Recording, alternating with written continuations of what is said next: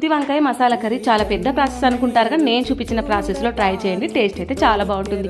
వీడియోలోకి వెళ్ళే ముందు ఎవరైనా మన ఛానల్ని సబ్స్క్రైబ్ చేసుకోకపోతే ప్లీజ్ మన ఛానల్ని సబ్స్క్రైబ్ చేసుకోండి. ముందుగా స్టవ్ ఆన్ చేసి కడాయిలో 1/2 కప్ వరకు పల్లీలు వేసి వేగిన తర్వాత 1 టేబుల్ స్పూన్ ధనియాలు, 1 టేబుల్ స్పూన్ జీలకర్ర, ఎండు కొబ్బరి, ఇలాయచి, లవంగం, దాల్చిన చెక్క, నువ్వులు ఇవన్నీ వేగిన తర్వాత మిక్సీ జార్లోకి తీసుకొని పొడి పట్టుకోవాలి.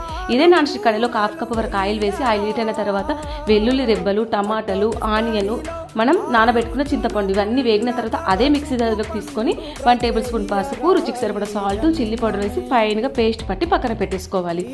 ఇప్పుడు ఇదే నాన్ స్టిక్ కడాయిలో 1/2 కప్ వరకు ఆయిల్ వేసుకుని ఆయిల్ హీట్ అయిన తర్వాత పోపు దినుసులు, కరివేపాకు, వంకాయలు వేసుకొని చక్కగా కలుపుకున్న తర్వాత మెత్తబడడానికి ఒక 1/2 టీ స్పూన్ సాల్ట్ వేసుకొని ఒక 10 నిమిషాలు మూత పెట్టేస్తే మెత్తబడిపోతాయి. పట్టుకున్న గ్రేవీ ఇందులో వేసేసి అంతా కలిసే విధంగా కలుపుకొని ఒక 1/2 గ్లాస్ వరకు వాటర్ పోసేసి ఆయిల్ పైకి తేలేంత వరకు కలుపుకుంటే ఎంతో టేస్టీగా గుత్తి వంకాయ మసాలా కర్రీ రెడీ. టేస్ట్ బాగుంటుంది. ఈ విధంగా తప్పకుండా ట్రై చేయండి.